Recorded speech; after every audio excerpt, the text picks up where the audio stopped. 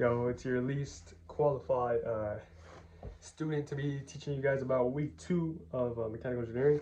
Currently taking circuits, thermodynamics, economics for engineers, and ethics for engineers. So I'm gonna go over what I kind of learned. This time I brought my notebook so I kind of don't get off track and kind of stay on like the main topics. So for circuits, we kind of learned some new equations. Not really some new equations, depends if you knew the equations before or not.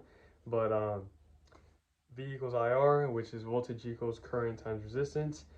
And then that's usually to find the voltage going through a resistor or some kind of appliance. And then 1 ohm is equal to 1 volt over 1 amp. It just tells you how to reach how many ohms something has. Conductance is the opposite of ohms, which means it kind of like allows everything to go through. Resistor resists, you know what I'm saying? The conductance kind of conducts, you know what I mean? Keep flowing, you know what I mean? So the symbol for that is, I got confused there because you mentioned G and S.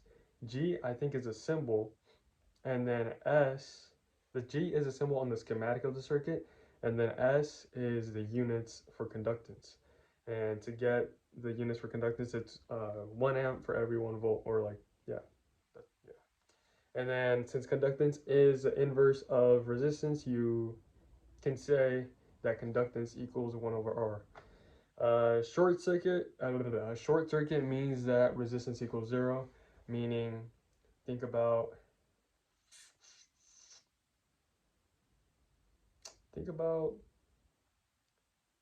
there being no resistance. Bro, I just said resistance equals 0. So R equals 0. Let's say you have a resistor in a circuit and it equals 0. What's going to happen? Current's going to flow through. You know what I mean? So, yeah, the resistor is not resisting anything. And then an open circuit is kind of what it sounds like. It's an open circuit, which means resistance is beyond infinity. You know what I mean? Meaning that resistance is either A, doing its job, or there is nothing connected. Let me try to open this. Turn this on to see if that does not help anything. Does it? Does it? Not really. Okay, and then next, P equals IV. That means power equals current times voltage. Power being watts, current being amps, voltage being volts. Then we have another power equation. Power equals voltage squared over R. And then power equals current squared times R. And then milliamps 10 to negative 3. Mu Siemens, I think it's called, for conductance. 10 to negative 6. Inductance. Independent voltage. The sign or the symbol for independent voltage source, or yeah, I guess you could say source, is going to be a circle. Same thing for the independent current, it's going to be a circle. Now for the voltage, you're going to see a symbol, plus sign and a negative sign. That means it's independent. A circle, plus sign, negative sign, that means it's independent voltage. And then a circle and a line with an arrow, that means it's independent current. Now for dependent voltage independent current, all it is that instead of a circle, it's a diamond. It'd be a diamond plus a negative sign for dependent voltage, and for dependent current, it'd be a diamond with a arrow pointing a certain direction. And then Kirchhoff's law, or whatever you want to call it. Usually you kind of learn this in physics, the second physics class, which is circuits, or like electromagnetism, something like that. But basically, you get the power produced by everything connected in the circuit, and you kind of subtract it by the source, or like you do the algebra. So the main thing about this is that it is not going to be an orientation for the current or voltage that we're going to be using. So let's say we have to see if the Kirchhoff's law is actually satisfied. So you add up and you subtract, you do the algebra, you know what I mean, and you should get 0 at the end because everything should add up to 0. And then that means it's good. But we need to remember that just because the appliances or certain elements in the circuit have a positive sign in the Kirchhoff's law, doesn't mean that its actual sign in regards to current and orientation, depending if you have depending your orientation for your current, because there's two different kinds, it doesn't mean that it's positive or negative. You know what I mean? That one's a little kind of weird to explain because I didn't kind of say that correctly right now. I'm keeping it a buck. But when an element is absorbing power, it's going to have a positive voltage or like a positive power. Okay, that means that it's positive 20 watts. That means that that element in the circuit is absorbing power. Now, if there's an element in the circuit and it says negative blank, that means it is supplying power. Oh yeah, interruption. This may not be correct, so don't take this to heart. The thing is, I got a little confused because I took a quiz, and one picture had the positive and negative source, and then a positive and negative terminal, right, for an element, and then went from positive, the current went from this positive side of the source to the positive side of the terminal, and then from negative to negative. So it went like this, right? And the power was positive. So I said, power is positive. It's going from the positive to the positive. That must mean that it's absorbing, because if it's positive, it's absorbing. It needs power. The element is sucking the power up. You know what I mean? That wasn't the case. Well, that was the case for that. But for the next one, it was, imagine the same drawing, but instead of the current going this way, the current was going this way. And I even answered this question in class, which is, I don't know, bro. But the power was positive, okay? But the current was going from the negative power source to the negative terminal. So in that case, it would have been supplying. Now I didn't know that, but that's what it was. I still need to kind of go over that because it's kind of still tripping me out. But yeah, that's what it is. I might have to go to office hours or something for that because it's just messing with my orientation. Like I don't seem to really grasp the idea. You know what I mean? I get the regular one. You know what I mean? Because it's going there. I don't want to make this video long, so we'll forget about that. For econ, we haven't really learned much, but because he's been sick, but we actually had our first Zoom meeting yesterday, and basically what he went over was profits. You know what I mean? And how you want to maximize profits, which you know, yeah, you want to maximize profits. So he was saying, let's say he didn't say this, but let's say you buy a notebook, right? And you're gonna sell notebooks. So you buy the notebook for $1, and there is nowhere else that is gonna sell you for anything for a notebook anything less than $1 or whatever, right? For anything less than $1. So boom, you're always gonna have this at $1. So it's a fixed amount that it's gonna cost you $1. You know what I mean? And then your only variable is that you can, price it higher. Okay, so your ceiling cost is the variable, and in that case, you want to make it as high as possible to get, you know, the most profit you can out of it. In the other cases that if there's competition, market, competition, and the ceiling is fixed, like everyone is selling their notebooks at $5, like you can't sell them more than $5 because you're not gonna have any different kind of product in this artificial world, you know what I mean, this imaginary world. So you have to sell it at $5. Now your variable is how much it's gonna cost you. You can find the notebooks for cheaper than $1.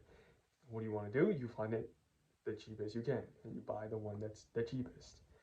So there's that, and then if they're both variables, like they both vary, buy it at the lowest cost and sell it at the highest that you can sell it for, and you maximize your profits. There was that. He taught us wait 24 hours before making a decision. That was kind of like a personal story, so I don't know about that one. That wasn't really part of the curriculum. Um, so he taught us about that, and then he kind of, I don't know if he got confused with transportation class because he was talking about transportation, but he talked about kind of like the problem solving process, where you identify a problem, you identify the object lines, you identify solutions, how you measure for the solution. Like he put a freeway as an example, right? Um, an area starts getting congested because the freeway got congested. So then people are taking alternative routes, and now that area is getting congested. So you want to figure out the main cause of it, and then what you can do, and then what kind of gets in the way, like um, maybe economic restraints, like economy, you know what I mean? Um, environmental, my bad, environmental restraints why you sometimes you can't finish a project because of environmental reasons, financial reasons that may stop you, physical, maybe like the manpower to do it, stuff like that. Um, and yeah, kind of like just the process of that, and like he's gonna provide more examples next week. For thermodynamics, we kind of went over pressure, the relationship between, in general, pressure, temperature, volume, and that was kind of it. Saturation point, saturation, vapor, liquid, and stuff like that. That means when saturation means where two phases exist, right?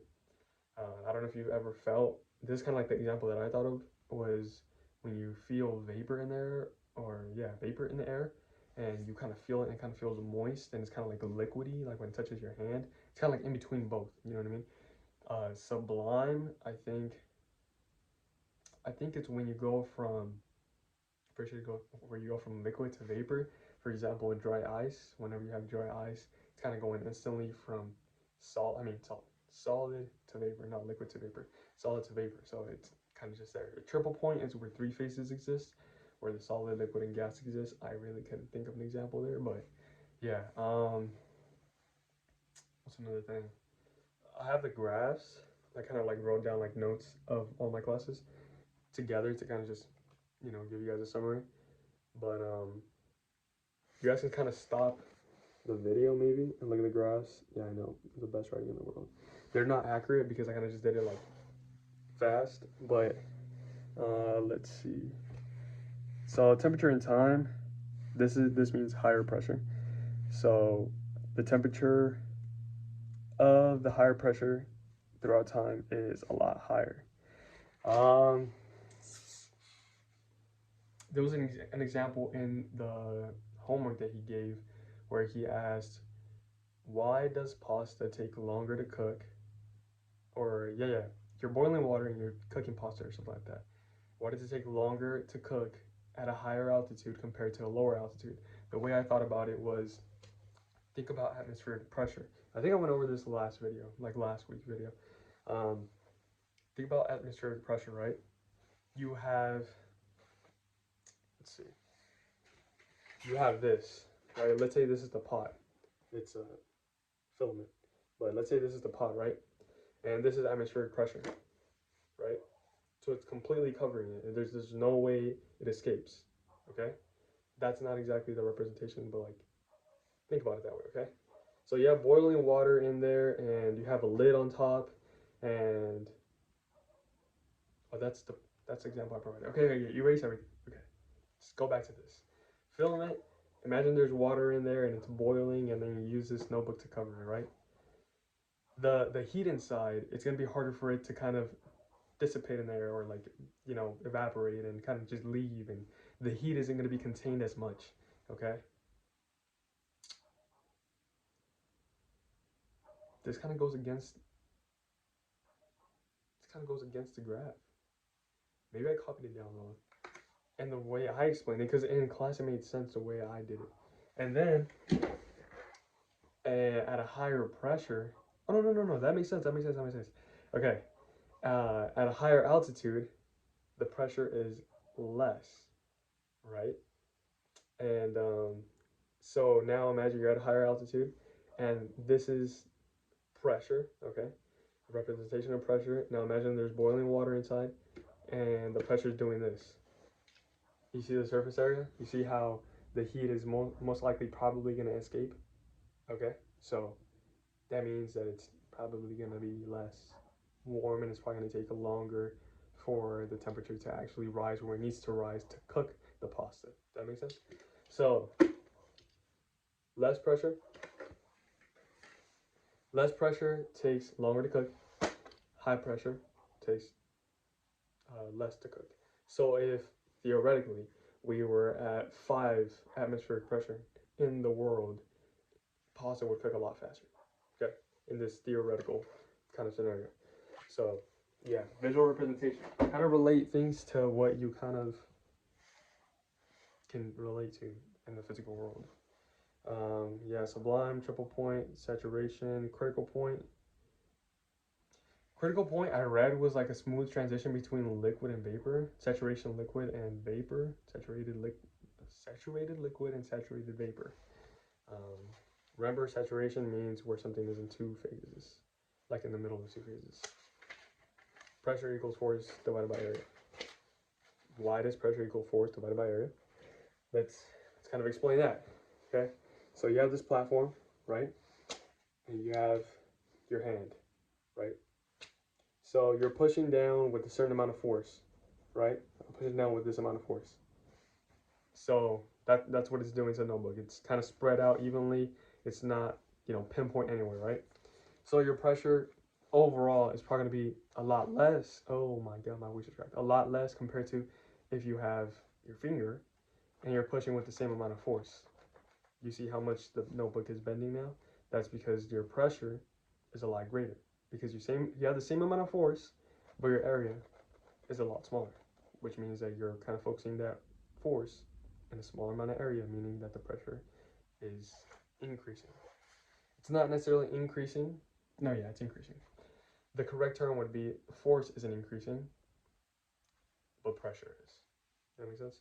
Because you have a small area. So because the equation is pressure equals force divided by area. If you have a higher force, you have a smaller area, you're dividing the same number by a smaller number, you get a bigger number than you had before. That makes sense? For ethics, we learned about universality, adjectivity, altruism, relativism, subjectivism, and egoism. So there was this, I think her name was Rachel, that came up with like the universal morality or moral kind of idea, right? So that means everyone kind of has to follow this. This is the definition of morality. Um, and it doesn't matter what culture you're part of, it doesn't matter what kind of anything you're part of, like this is the way it is. Okay, there's two systems. There's that one and then there's the one that's like, okay, everyone kind of has their own thing, right? So there was three conditions to that. The universality or universe whatever. You guys get the idea. That means that it's it kind of caters to everyone's needs. You know what I mean? Like it kind of has to go for everyone. Objectivity, I believe that's like it was something about I'm not gonna remember everything, okay? About reality and not reality. Like something a little bit more not emotional, but like 1+1. It's not like physical. Okay, there you go. Not physical, okay? Um, and that it one plus one is a truth, and we all have to agree on that. Let's set that for example, okay? Um, there's that, and then this notebook is a notebook, and that's objectivity or whatever it is. Supposedly, I think. I don't know, really, to be honest. This one's a little bit rocky, and I have to write an essay, a 2-page essay by Sunday, and I didn't even know until yesterday. Yesterday was Thursday, and I didn't know until Thursday night. But yeah, it's because it's organized where it's not on your calendar, and the modules look kind of weird, and it doesn't come up on the overview schedule of week 2. So I was like, oh, I'm good. And then I was like, oh yeah, you guys have to do this. And then people had already done the discussion post that I didn't get time to do because I didn't know we had to do it. The good thing is that it's not graded. W. But I still did it because you need to do it for the essay. I couldn't post it, but I did it on my notebook. I promise you I did. Relativism. These are the 3 objections to like the moral thing. Like everyone has to follow these rules, and this is like the universal definition of morals and like what's correct, what's right, and what's wrong. You know what I mean? Like the first system, the racial system, or whatever it was called. The 3 objections are relativism, subjectivism, and egoism. Relativism means it might not be relative to you. Like your culture might not agree with certain things that are the universal definition of moral or right or wrong. You know what I mean? Subjectivism means that uh, it's similar to relativism because it's kind of like what it means to you. You know what I mean? What certain things mean to you, and if it kind of doesn't align with you, it's kind of not. You know, like there's a conflict there. You know what I mean? If something means something to you and it means it's another thing to another person, then there's going to be conflict there. You know what I mean? If I don't think it's correct for people to smack their mouth when they're eating, and other people think it's okay, there's that conflict. You know what I mean? And the overall universal moral right or wrong is that it's okay to smack your mouth. Then it's like unhappy people. You know what I mean? Um, so that's why it kind of relates to relativism. I think those were the two that related to each other. Egoism is kind of like being selfish, kind of like just about you. You know what I mean? Whatever is your idea, I guess, of morals, what's right and what's wrong. And then we have to write the essay about, first, we have to write our definition about morals, or like morality. And I said that it was the right or wrong that was made up by the people that surround you, such as family, religion, friends, events, schools, communities, cultures, anything that falls in the line of whatever was around you, whatever you've been in contact with, anything, even like cartoons, even TV shows, like really everything kind of shapes who you are and what you do and what you think. Um, in one way or another, whether you agree with it or not, you're gonna agree with something or not agree with something based on other things that kind of happen to you or like that you've seen or that you've heard or that you've experienced. You know what I mean? So it all kind of comes together, and that's what forms what's right or wrong in your brain. Um, it was asking about an example. So an example I said it was needs and wants. So and then it asked where I got needs and wants from. So what I think is I think I'm a pretty okay person when it comes to needs and wants. Like I don't need this right now. I really don't. I really want it. I really want it, but I can't have it right now. And that's completely fine because I've kind of been instilled like, yo, your needs. You know what I mean? Your needs, get your needs, and that's what it is. You know what I mean? If you can't afford the need, if you don't have time for the need, if you don't have the money for the want, if you don't have the time for the want, if you don't have anything you need for the want, or if it's gonna hurt you in some way getting that want, then don't do it. Just go with your needs. You know what I mean?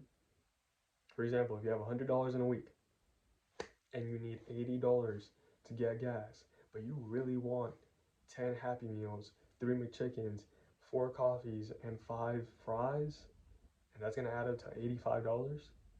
If the math is not math in here, it's 165 total for the week. Then you know what I mean. So if you want to not save the 20 extra dollars you're gonna have at the end of the week and spend that on the McDonald's and whatever, that's up to you. You know what I mean? But first, just set the $80 aside. That's your need. You know what I mean? And then if you can spend the $20 on your wants or save it, and later on, maybe something bigger comes along. Maybe there's an emergency, whatever it is. That then depends on what kind of person you are.